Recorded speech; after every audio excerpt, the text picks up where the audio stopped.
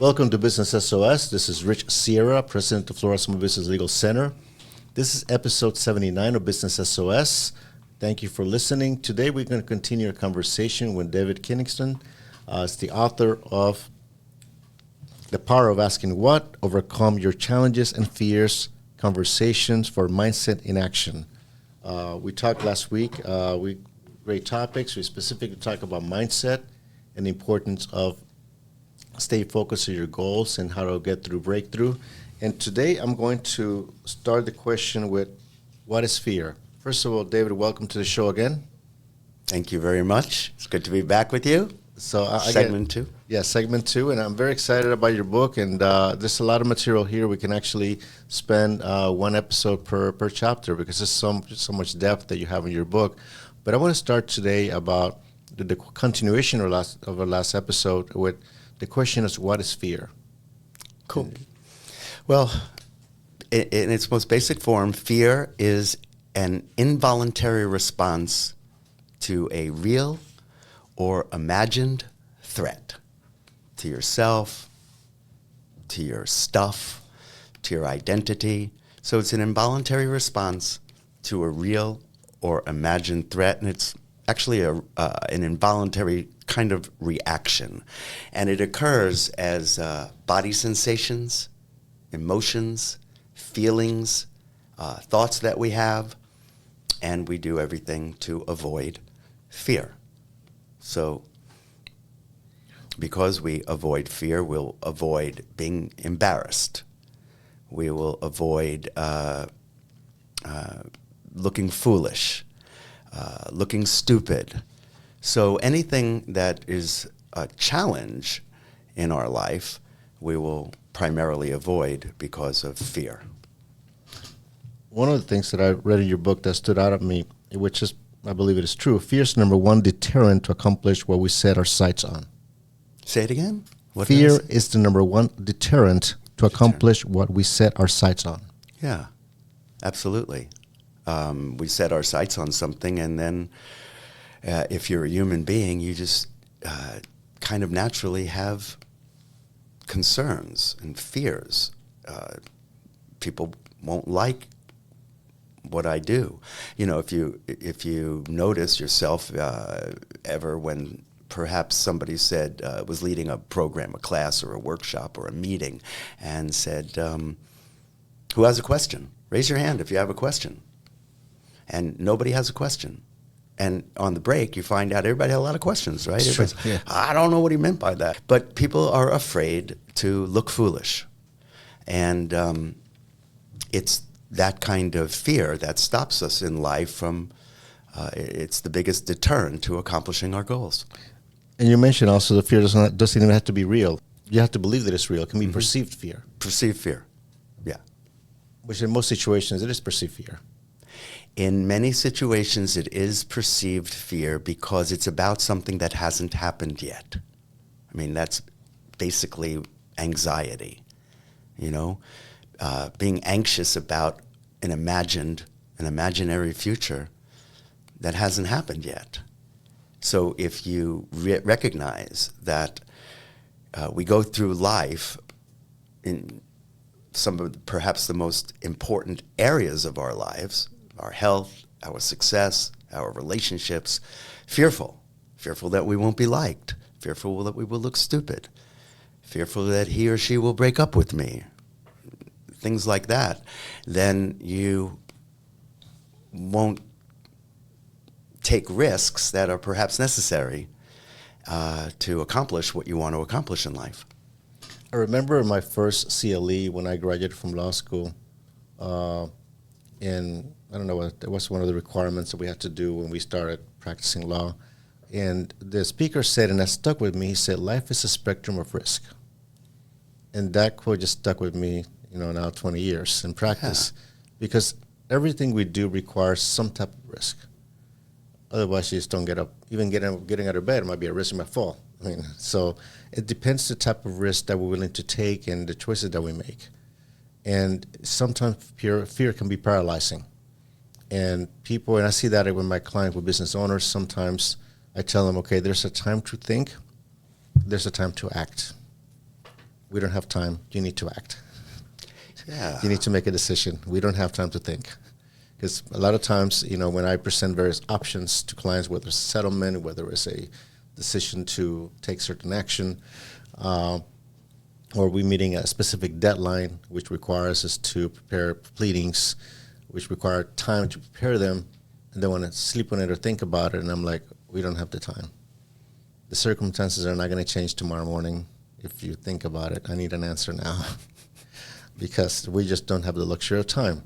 The calendar doesn't stop for anybody. We will continue. So, and what I try to do is really provide the information necessary for them to overcome that fear of the unknown, which is really what most of us have, in a sense. That we start thinking all these different situations or scenarios that may never occur, but that prevents us from taking a step forward. And so from a business owner standpoint, how can a business owner overcome that fear of expanding, taking that risk, hiring new employees, taking that loan? What can a business owner do to really move forward and not be paralyzed by fear? Well, I think probably the first thing that they could do is read your book, Business SOS, and hire you as their lawyer, because you will coach them to overcome their fears that they have in business. That would be a good first step. I think the second step would be to read my book. Thank you. I didn't even plan that. That was good. Nor did I, but I mean, you're hired. You're a great lawyer. Thank you. Because you are speaking to that human frailty that stops us all. Yeah. And you said it really, really well as a deterrent to what we want to accomplish. We're paralyzed by the unknown, by fear. And it is, when I coach people, it's what I call mindset in action. You want to take on a practice. So if you want to get fit, you need to take on a practice. Just thinking that you're going to, have a positive outlook on life is enough to accomplish what you want to accomplish. Having a positive outlook on life is one small piece of the equation. But having a positive outlook on life isn't necessarily going to have you overcome fear. And it's not necessarily going to have you take risks. So I've created a methodology called Mindset in Action. And it's the practice of linear learning, as we talked about briefly in the previous segment, which is recognizing incremental growth that will set the stage for a breakthrough. So I outline in my book the different distinctions of mindset and action, and they're 1, 2, 3 goals that you want to have. And I know everybody has at least one goal because you wouldn't be engaged in this conversation at all if you didn't see something that you wanted that you don't already have. I mean, that's pretty much what a goal is, something that you want that you don't already have that you were going to accomplish in a particular time frame, and everybody's got at least one. And the second element is what's stopping you from having that goal. And I know everybody has at least one challenge or fear that's stopping them from having the goal, because if they didn't, they'd have the goal. And then you want to take on the third aspect, which is the aspect that alters the habits or the fears or the patterns that we have that get in our way, and that's an intentional action. So for every goal, you have at least one challenge, and you take at least one intentional action. And I recommend that people write them down. They write down the 1 goal, 1 to 3 goals, the 1 to 3 challenges, and the 1 to 3 intentional actions. And then, this is the really important part that follows the previous important part, which is to pause and reflect, to come to know yourself in a way that you didn't know yourself before, so that when you be that way, you can have a choice. You can recover your ability to choose is that way of being going to serve me? Or is another way of being going to serve me? And as you take on that practice, you develop the ability to overcome challenges and fears. So when you pick out your goal, the book outlines that you take a moment to pause and reflect and, what is it that you know about that goal? Oh, it'll never happen. It happens for people like me. What are your thoughts? What is it that you think to yourself when you're in the privacy of your own conversation with yourself? What do you say to yourself? And you recognize that. And then when okay, I see that now. You go to the challenge and you do the same thing. What do I already know to be true? What does it feel like? And you actually, if you immerse yourself in the practice, what will happen is it will start to get present for you. The butterflies. You'll start to imagine what it's like. And you'll come to know yourself under certain circumstances, like when you have a deadline. How do I get? Is it productive? Is it or counterproductive to accomplishing my goal? And when you've come to know your emotions and your feelings and your body sensations in a way that you hadn't before, you then can begin to do the same with your intentional action. But that shifts slightly because when you look at your intentional action, if I took that action to overcome that challenge, to accomplish my goal, what's in it for me? What's in it for me? Like now, well, I would have a healthy body. I'd be fit. I'd have a loving relationship. I would have a team that I manage that's aligned with the company vision.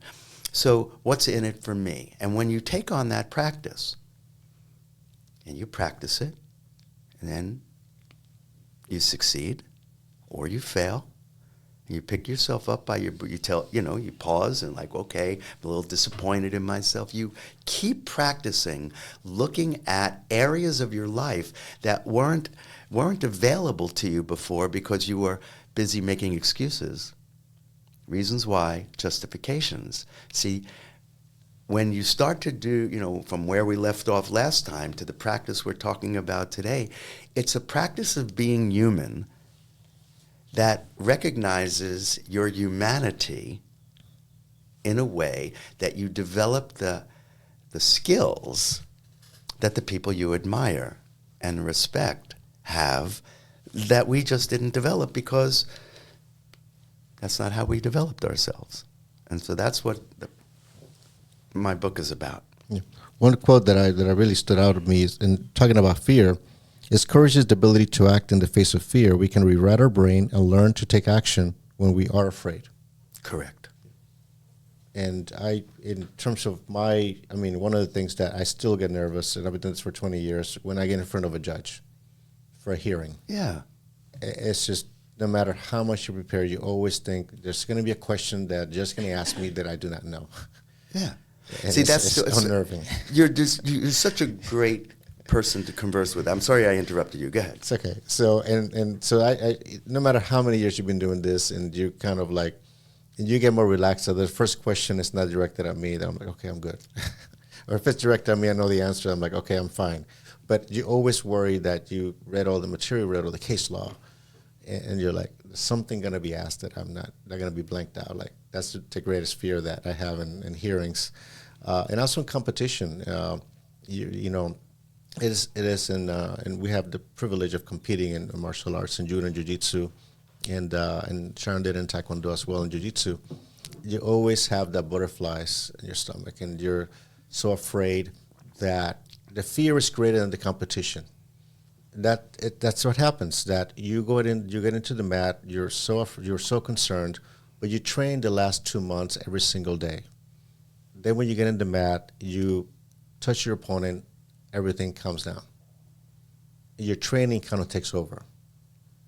So sometimes we just imagine this fear of the situations, the worst case scenarios, and once you do it, you feel so accomplished, no matter what the outcome is. Somebody's going to win, somebody's going to lose. Sometimes you win, so you lose. But the fact that you did it and you gave it your best, and you put yourself in a situation that completely out of your comfort, so completely out of, that most people would not even do.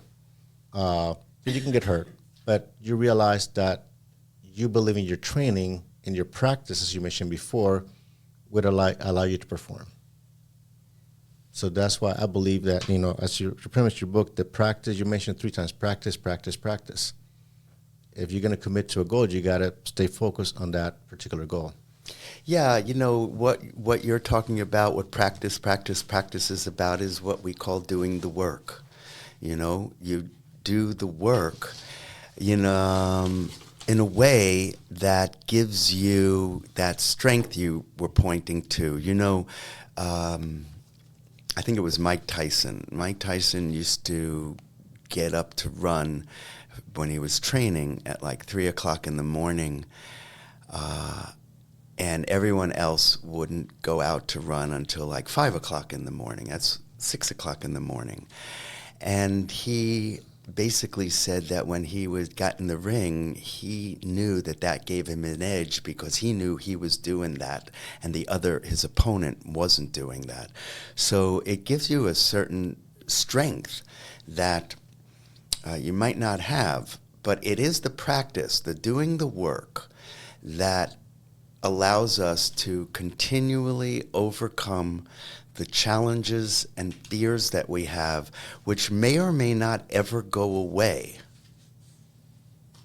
But your ability to relate to them is such that they no longer stop you. You mentally get stronger. You expand your mind as well. You become comfortable with that pressure through experience.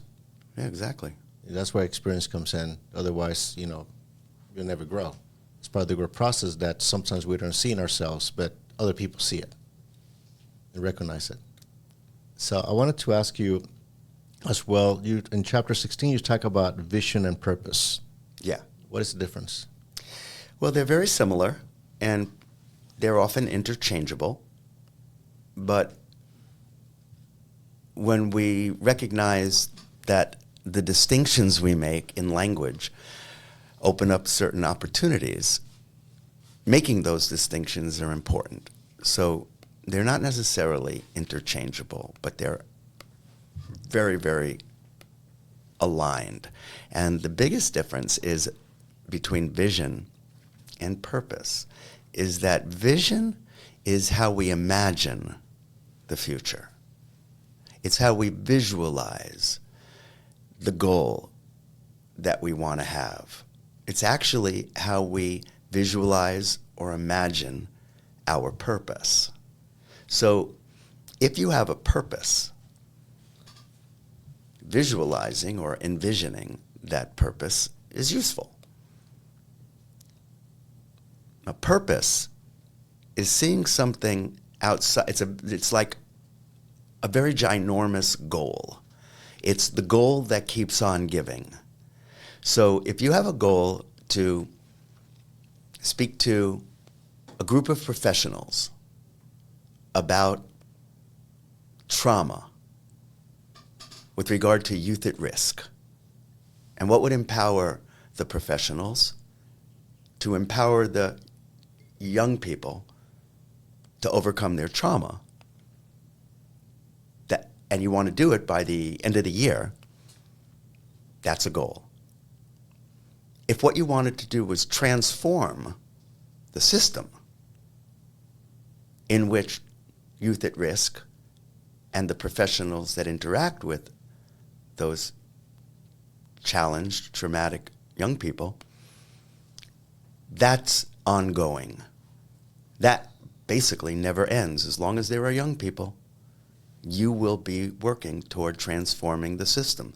And if your purpose is to transform that system, it might start in your community and then your state and then the country and then the world. So that's a purpose that is bigger than yourself, and there's always more purpose to go. Having a visualization, a vision board to manifest that purpose would work hand in hand with each other. But simply visualizing without the purpose and without doing the work to make that happen, to have it happen, are all different aspects of it. So you got the vision, which is about imagining or visualizing your purpose. And the purpose gives you who you're going to be to overcome the challenges and fears that will deter you or attempt to deter you from accomplishing that Yes. purpose I or read- fulfilling that purpose. I read somewhere that pretty much everything we have accomplished or any goal that we have begins in your mind first. Truly. You have to visualize it first because it has not occurred yet. And based on that vision that you have, then you begin to take action Cool. and have the purpose. So everything begins in your mind. So I think it, especially with business owners, even the one here, Populi, which is our studio today. Brian and Christina had the vision to create a podcast studio for business owners that they can actually, have podcasts in a turnkey fashion. And it has been truly, for me, has been great to, be their clients now for close to 2 years. So I'm getting close to my episode 100. But that was a vision that they started and they created. But it began with their minds, with the thought. And then we see it here to reality, which allows us to be here today. Yeah. Just an example. So, I do love working with business owners because they work with their vision. They are working hard to develop that vision, and I get to talk to them when they're facing challenges because that's basically what I do, working with them to try to get them out of those challenges, those problems, so they can move on. But I do have a lot of respect for business owners for that reason because they took a risk. They had a vision, they had a purpose, they took action, and they went for it. Right. And most people won't. Most people will not do that. And it's very difficult. It's not for everyone. But those who have done it, and it's a very unique group of people that decide to pursue it and take the risk to pursue that. One thing that chapter 17, you talk about the difference between inspiration versus motivation and authenticity. Oh, yeah. Tell me more about that. Inspiration and motivation. We'll start with that. Everyone's heard about motivational workshops and motivational speakers, and you need to be motivated. And there's absolutely nothing wrong with being motivated. Most of us need to be motivated. Not everybody needs to be motivated, but most of us need to be motivated. And what do you need to be motivated to do? You need to be motivated to do something that you don't want to do. So if you want to train for the marathon, the New York City Marathon, and you have to be at work at 9 o'clock in the morning, and you normally got up at 7 o'clock in the morning to go to work, if you wanted to train for the New York City Marathon, you might have to get up at 5 o'clock in the morning to go running before you go to work. And nobody wants to get up at 5 o'clock in the morning when the alarm clock goes off at 5 o'clock in the morning.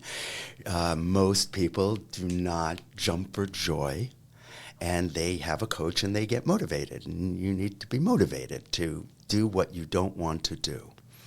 And that's really what motivation is. Motivation is a stimulus that gets you to do something you don't want to do. Inspiration doesn't need motivation. Inspiration is, like I said, being inspired by something in the future. See, when I get up in the morning, I'm inspired by the opportunity of the day. But more specifically, I'm inspired by what I saw I wanted that gives me passion in the moment. Because I have lived out of that inspiration for 50 years, going to work has never been like going to work for me. I mean, if you need to be inspired to run your fingers through beautiful women's hair, then you're in the wrong profession. If you need to be motivated to do that. So the opportunity that I saw for myself at 19 was so big that I lived a life of being inspired by my career. And not everybody has that opportunity. So what you want is inspiration in your life. And that's something in the future. It's always something in the future. It's something bigger than you, around you, that inspires you. People are often inspired by their children. And that gives them, they become better people. Why? Because their child is their future. It's the future. It's not now. It's what they see for the children. So it's always something in the future, or almost always something, or around you. You're inspired by something, and that's what's different than motivation. Motivation is about something you don't want to do, and inspiration gives you passion. The authentic part is a little bit different, but they get lumped in together. And mostly today, we hear about people have done harm in many ways to the distinction, authenticity, or one's authentic self, and it kind of has collapsed or conflated with living our best life. I'm living my best life, and I'm being my authentic self. And I wonder about that, because when the vacation's over, when you're not going out for drinks, when the dessert's not here, when the bills have to be paid and you didn't earn as much money, I'd like to know if you are living your best life. And living your best life is a very, very common, trendy distinction, but it kind of gets in the way of what's available when you live your authentic self in an authentic life. And that has to do more with giving up the pretenses that you have, that you're not often stopped by challenges and fears. If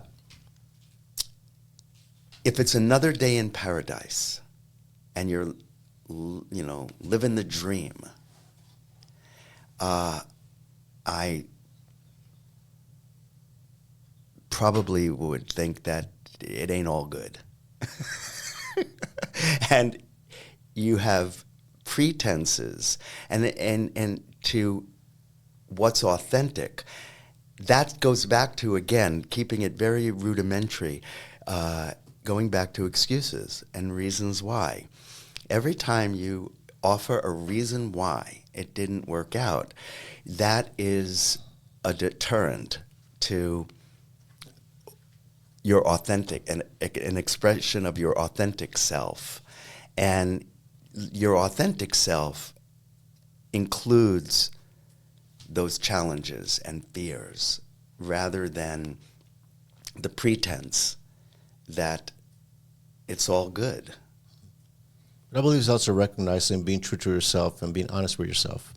So when you're having these conversations with yourself, and in fact, one of the things that I like about your book, you ask a lot of questions, and it's a great brainstorming tool that if someone said, I don't know what to ask myself, I don't know what questions to ask. Well, here you have in page 87, 27 empowering what questions.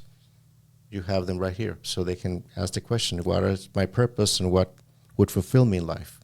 You have what needs to happen to accomplish my goal. So you have a list of questions that they don't have to come up with it. You provide them a blueprint in how to ask those questions. So, I think by asking those questions, some new answers will come up.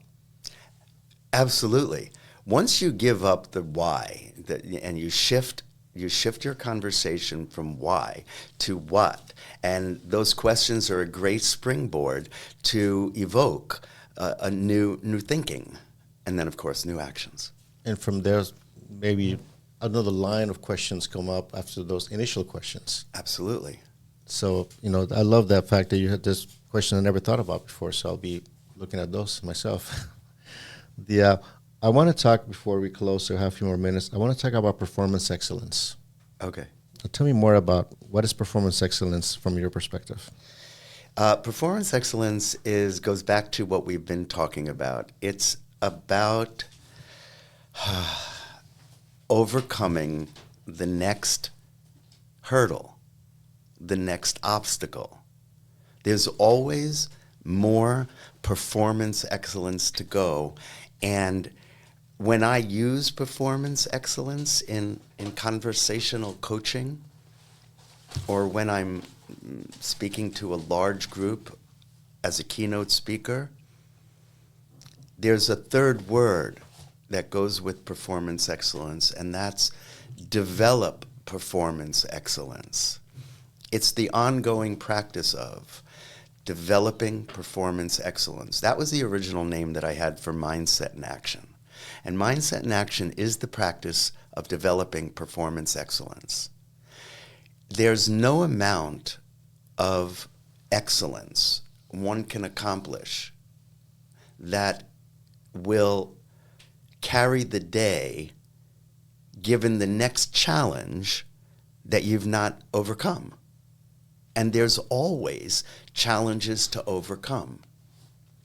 And so when you develop performance excellence, you've developed the practice of overcoming 1 to 3 challenges at a time, taking 1 to 3 intentional actions that will alter habits and interrupt patterns so that you can accomplish the goals that you have or fulfill the purpose that you know, that is your calling, so to speak. I'll give you an example of what I believe is performance excellence. As you and I, Sharon and I, love going to tribute bands throughout South Florida, and we've seen pretty much many of them for the last, I think, 4 years. But we are. What I love about the shows is the surprises. Something, we kind of know, usually we've seen Bruce Springsteen tribute bands, Billy Joel tribute bands. I think tonight we're going to see a Tom Petty tribute band. But what the surprises that come in, that you have somebody, they're middle-aged, usually there's like all middle-aged, they're retired musicians, and they bring those notes out perfectly. They give you the experience of the artist. And I'm in awe, and I'm like, I see a lifetime of practice. Because there's no way they're going to be able to pull that off without doing this for the last 30 years with the same tone, the same cadence, the same rhythm, to give you the experience as if you were listening to the artist, paying tribute to the artist for really a fraction of the cost. So, and I think one thing that, and you might agree with me, is that people have to have patience. If you're trying to be great at something, you have to have patience. It's not going to happen overnight. Would you agree with that? Well, I think so. I think patience is a characteristic or a quality or an attribute that I know I needed to develop in my life. It wasn't something that came easy to me. And it is the pause to reflect that gives rise to patience. Because you have to kind of slow yourself down just a moment. There's no better example, I think, to illustrate impatience for someone who's impatient or in a rush than it is to button our shirt. So if you've ever been running behind, running late, you get impatient with yourself. And when you're buttoning your shirt to get dressed for a meeting you're running behind for, you don't button your shirt very well. I've been buttoning my shirt my whole entire life. But when I'm in a rush or impatient, I don't necessarily get done with the shirt and button it fast enough. But if I pause and go, look, that's not working, and I take a breath and I button my shirt, you find that you button your shirt quicker than you thought. So actually, patience, developing patience, can speed up the process for all of those people who are impatient like myself. Another thing, also allowing yourself to fail, recognizing that failure is a part of success. Most successful people recognize that. That you're not going to be good at anything the first time you try it. It's just not possible. And, I go back to my martial arts training. As you begin, all you do is make mistakes through your entire journey. Whoop, there goes the book of the martial arts. They're alive. Yeah, it's a live show. Yeah. This will still be in the video. Make mistakes. The entire journey of the martial arts, all we do, we feel that we just didn't get it right. We didn't get this move right. We didn't get this choke right. We didn't get this throw right. But we're learning. And we get injured and we still get up. So that part of that learning process through practice, through patience, is what really brings out, I think, the excellence. Well, I would have to agree, and I'd like to throw one other thing in the mix, the excellence. See, people who are up to something, people who have a commitment to something, are often their own worst critics. I know I can be very, very hard on myself. If you have a standard of excellence that's high for yourself, then you will often fall short. And so your ability to embrace failure or simply not reaching the goal that you wanted to reach, you need to have a good relationship with that.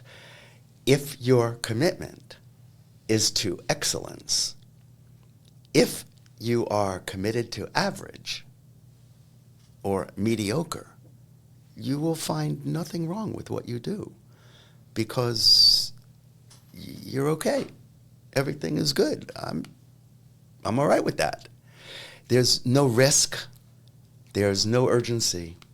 And so if you have a commitment to excellence, as I would think many of your listeners, and perhaps a critical mass, all of them, are up to something, when you're up to something, and we'll call that something excellence or fulfilling your purpose, you need to be able to pause and reflect and give yourself a break and embrace the failures and embrace the setbacks as part of the process of accomplishing or fulfilling what you're setting out to do. I'm still learning that the hard way. Yeah. So what is the name of the book again, David? The Power of Asking What? Overcoming Your Challenges and Fears in a Conversation for Mindset in Action. And how can people obtain the book? It's available on Amazon.com, as well as my other two books. And if a person contacts me, they can order a signed copy directly from me. And how can they contact you? I'm available on social media, davidkinigson.com, on Facebook, on Instagram, and I engage with everyone in my network. That's awesome. Thank you for being a part of the show. It was a long day, but I appreciate it. I could actually do a third episode as well, but we don't want to keep Travis here any longer. I hope you'll have me back. This is my favorite one of my favorite conversations is what can make a difference. We will definitely have you back as well. For the benefit of our listeners, I want to spell David's last name is Kinigson. So you're available on all social medias. Just Google him, David Kinigson, and I recommend you buy this book. It's The Power of Asking What? Overcome Your Challenges and Fears, a Conversation for Mindset in Action. I want to show it here in the screen to our listeners. And also we're going to have the link to his social media and our show notes and also on the YouTube channel as well. So as I was reminded in the last episode, I did not do my closing script, so I will do it today. If you want to reach me, my email is rich@richsierra.com. If you want to learn more about our legal services, my website is floridasmallbusinesslegalcenter.com. Again, it's floridasmallbusinesslegalcenter.com. We're on Facebook at FSB Legal. You want to watch this exciting interview and the last one as well through our YouTube channel. We're on youtube.com/@RichardSierra. You want to give us a call. Our number is 866-842-5202. Also, Business SOS, 8 Common Legal Mistakes business owners make and how to avoid them. It's available on Amazon, Barnes & Noble. You can ask for your local bookstores as well. Remember to follow us on Apple Podcasts. You like the podcast, please give us a 5-star review, write something, share it with your friends, your other business owners. Until next week, this is Rich Sierra. Remember that my goal is to help you succeed.